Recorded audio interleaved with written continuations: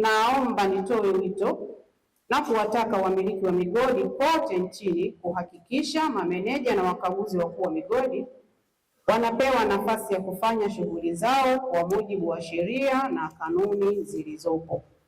Na kama alivyoeleza mkaguzi mkuu wa migodi,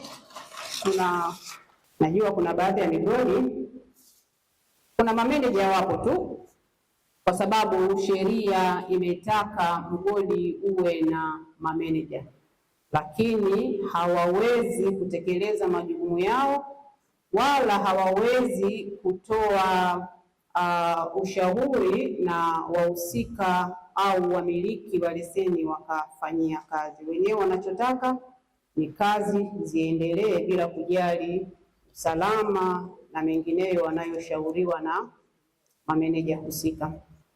Tukirudi kwa upande wa wakaguzi wakuu wa migodi, najua na nyinyi mna changamoto zenu, ikiwa ni pamoja na baadhi ya wakurugenzi na mameneja wa migodi kuingilia majukumu yenu ya kiusalama kwa kutaka uzalishaji ufanyike hata kama eneo ni hatarishi. Hii imekuwa ni changamoto kubwa sana na ni kisababishi kikubwa cha ajali migodini, maana ushauri wa kitaalamu unaotolewa unapuuzwa na matokeo yake husababisha ajali na upotevu wa mali. Ndugu washiriki, serikali ya awamu ya sita inaendelea kuweka mazingira wezeshi kwa wachimbaji wadogo ili wakue na kufikia kuwa wachimbaji wa kati na wakubwa. Mafanikio ya azma hii yanategemea ushirikiano wa wadau wote, hususan ninyi mameneja na wakaguzi wa migodi.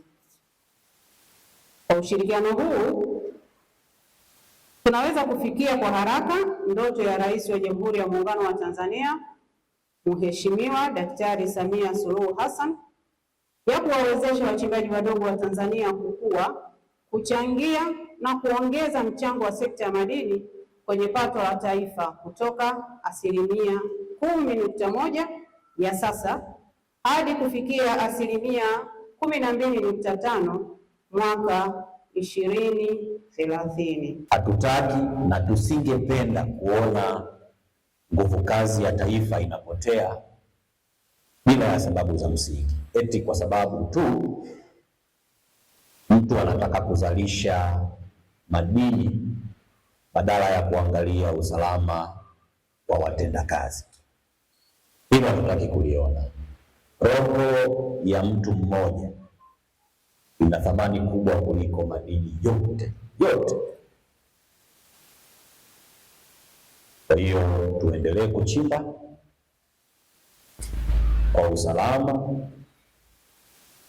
bila ya kupoteza nguvu kazi ya taifa. Kwa nini mameneja na wakaguzi wakuu? Ni kwa sababu nyinyi ndio nguzo muhimu. Nyinyi ndio nguzo muhimu katika kuhakikisha migodi inafanya kazi kwa usalama. Katika mikoa yetu hii, migodi mingi inaendeshwa kwa kusimamiwa na ukaguzi wetu ambao mara nyingi huwa unatumia uzoefu na sio elimu sahihi kama ambayo leo itatolewa. Kwa hivyo nitumie fursa hii kuipongeza serikali kuona ni namna gani nzuri na bora ambayo mmekuwa mkifanya, na leo wanakuja kuleta building capacity kwa nguvu kubwa. Lakini pia niwapongeze nanyi wakaguzi ambao mmekuwa mkifanya kazi katika njia ambazo za kienyeji na mafanikio yamekuwa ni mazuri. Till today ndani ya mikoa hii mitatu tuko salama.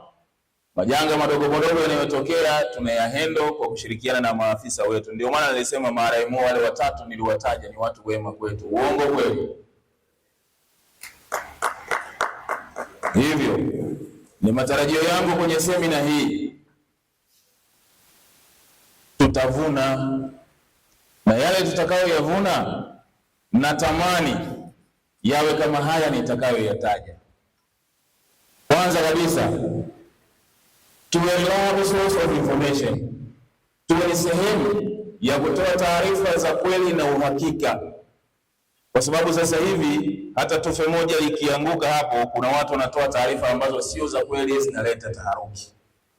Kwa ndugu zangu, niwaombe sana mkawe sehemu ya kutoa taarifa sahihi ndani ya migodi yetu kwa kile kitakachotokea. Nina imani pia mtakuwa na uwezo mkubwa wa kutoa ushauri mzuri kwa wamiliki wa migodi, tofauti na hapo awali, kupitia hii building capacity tunayoipata leo. Ni matarajio yangu kuwa tutaheshimu na kufuata utaratibu wa kutoa taarifa za migodi kila siku, na hata viashiria vya majanga, si majanga tu, hata viashiria. Ofisi za marehemu ziko wazi 24/7, na bahati nzuri namba zao wametupa, hata usiku wa manane tunawasiliana nao. Kwa hiyo mgeni rasmi, ni kuhakikishia kwamba RMOs hao watatu wote tunawasiliana nao kwa kina wakati wote tukiwa na jambo lolote, na ni wepesi, na ni kuhakikishia wana masikio mapana sana, wanasikia na wanakuja pale ambapo tunawahitaji. Hakuna RMO ambaye anasema sijui gari mbovu, sijui haina mafuta, sijui wataalamu wapo. Wakati wote wanakuja. Ndugu zangu, pamoja na kuwazungumzisha wamiliki wa migodi ambao ni mabosi wetu, ila tusiende kuchupa mipaka. Tuzingatie ethics za kazi zetu, tukawaelekeze vizuri wenye maduara, kwa sababu leo tunapata elimu ambayo itakuwa ni bora zaidi, tofauti na ile ya kienyeji tuliyokuwa nayo. Tukawaelekeze taratibu zinazotakikana katika uendeshaji wa migodi.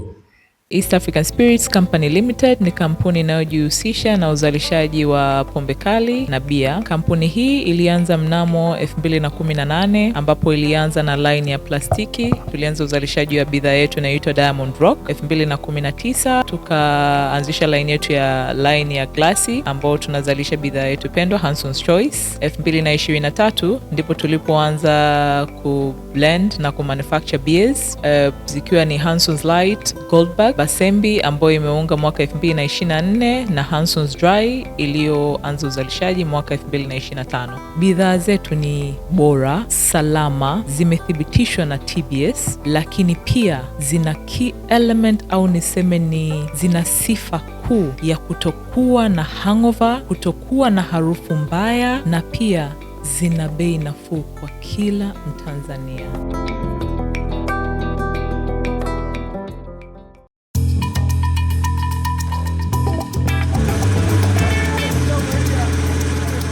Kutoka ndani ya kina cha ardhi, kazi ni jasho, kazi ni bidii, kazi ni uthubutu wa kweli.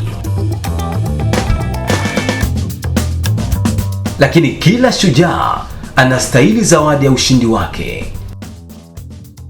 Basembi, bia ya mashujaa, bia ya kazi, bia yenye ladha kali isiyosahaulika. Haina hangover, ina nguvu. Ni chaguo la wanaume wanaofanya kweli. Basembi Extra Lager, kazi imeisha, sasa ni muda wa ladha safi.